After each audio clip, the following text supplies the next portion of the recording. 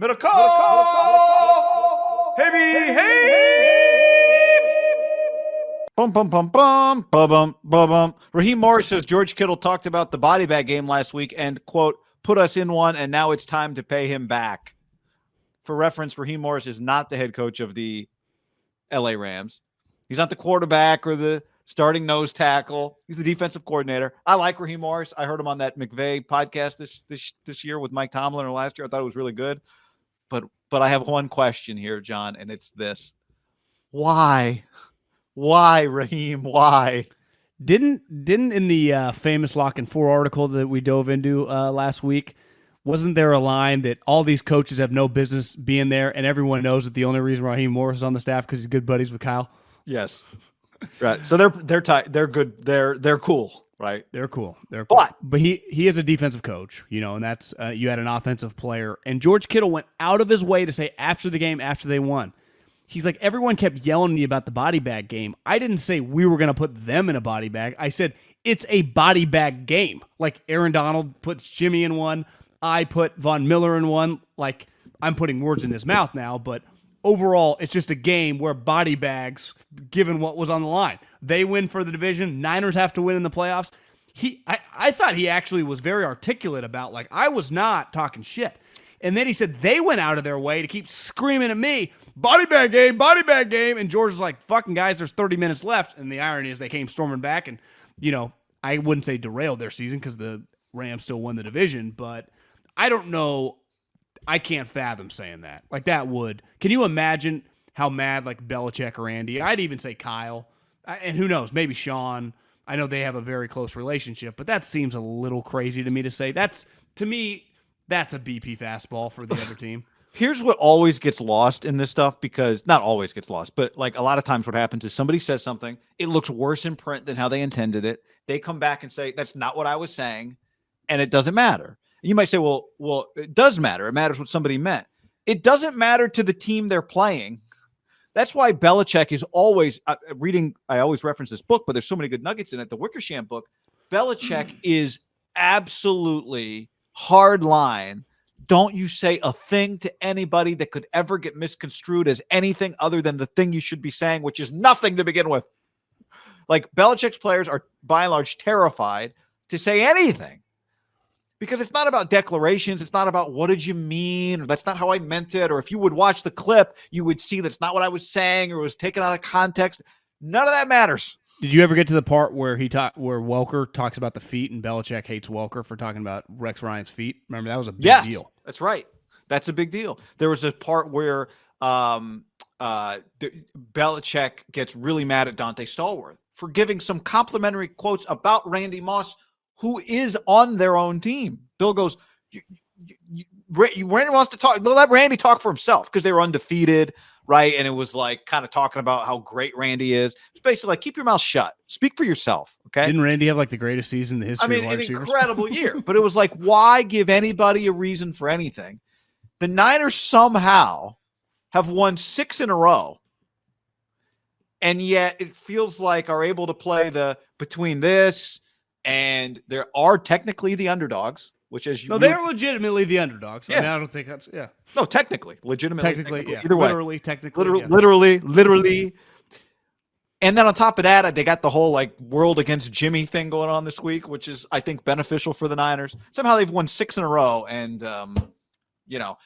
here's what I think is interesting in the world of the way we talk about sports now, which obviously has a heavy analytic bent, definitely heavier than 15, 20, 30, any time in history. I mean, kind of. I mean, I don't think we do. I mean, I think depends where you listen. The sports discourse involves more analytics than ever before.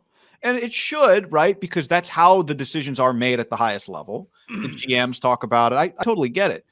But I think what's important is that these things are never all one thing or all the other. And I mentioned it the other day. I don't want to sound like a 1950s sports columnist that would use one stat and one piece of insight, and that was the whole column, and it would always be about chemistry and hard work and all those sorts of things. But if you listen to Sean Payton's press conference the other day, if you watch this Montana doc and you listen to Bill Walsh talk, all of these things work together. The analytics are critically important, how you make decisions, who you play, the players and how you evaluate them, and all the cliche, gooey stuff that can be people think overrated, like, emotion and commitment to one another as teammates. And I love every man in this room. All of that stuff matters too. It mattered to Bill Walsh. It matters to Bill Belichick. It matters to every coach that's ever won a championship and every team that's ever won a championship. Matters to Quessy too. I watched little Quessy this morning. Oh yeah, what'd he say? I mean, just kind of the same, mumbo jumbo. Now, it's not mumbo jumbo, but I mean, reiterated the same things. Just because I saw some of his quotes, and clearly he was talking, so I'm like, I will go to the Minnesota Vikings Twitter account, and it was just live, right? So I was like, I'll watch 10 minutes of this. Yeah. He had the right comments, right? I think analytical people get very, very sensitive that all they care about is numbers, and he kind of, I wouldn't say went over the top on the other side, but tried to hammer that home, how much that matters, and being around John and Kyle and then Stefanski and just players, right? They're human beings, right? They're human beings. That's why I think Belichick, who learned from probably one of the true, you would say the two greatest motivators of the last 40 years in football are Walsh and Parcells, and they were kind of, legit in their prime rivals, and they did it a little bit. Actually, they were kind of closer than I think people realize. And I think Belichick's personality is much different than Parcells, but understands how to utilize that between his own walls. Parcells just kind of like swimming in the deep end too, right? And I think Walsh did. I think a lot of coaches with big personalities do. I think you got to be very careful, though. When Parcells says something, he knows what he's doing. To me, this felt a little like John Rahm freaked out today, like a little emotional, and you may look back like you said, he could have been laughing about it. It's why I would never, ever give a print interview if I was anyone famous. It makes zero sense. You have nothing to gain from it, only things to lose. Like, there is a very good chance that if we watched the clip, he was laughing. Like, they were talking about the body bags. Yeah. If you know that interview he did on Flying Coach, he is a big personality, right? He's a talker. He never shuts up. That was the thing Tomlin says. This guy fucking talks forever. Yeah. Well, but I think to your point on Parcells, but he did it. And that tweet is going to be on tomorrow on the big screen, if it not already was today, right? Well, and you don't even need that much. But to your point on Walsh and Parcells, like, these are both guys who knew how to use motivation. They're also tacticians. Belichick's the same. Before Belichick beat the Eagles in the Super Bowl, he put up on the overhead projector the parade route. Broad Street. He was like, all right, now they're going to go down Broad Street. And, the team's like, what is this? So it's all of that stuff today. One thing that's interesting, because that is a famous story, the Broad Street, he uses it. The Eagles didn't put that out. The Philadelphia Inquirer put it out. Yes. Now, I think he used it like the Eagles are already telling where they're doing it. Does that matter? Like, if the Niners win this game, and they'll might say after the game, well, fucking what Raheem Morris said, it's not nothing, but I think it's a small percentage. And I think Belichick would tell you, well, why would you give anyone 3%? Why would you give whatever that percentage is, that extra, like, I'm going to lock in a little bit harder. Now, I think you could argue, and any coach worth their salt was like, playing in the Final Four, in the college football playoffs, playing in the playoffs in the NFL. Like, you don't need Newt Rockne speeches there. And if you do, you probably got the wrong team, right? But like for the Chiefs and the Bengals, I think it's less of a rivalry, right? They played a couple weeks ago, but it's not. There is, to me, this is kind of unique. Like, there is something here. These teams played several times. Like, the talking in this game, there's validity, there's substance behind it. Because literally this conversation did just happen. And these players were talking shit to each other on the field. And it was, I would say it's one of the crazier games of the season that happened so far. And it's pretty recent, right?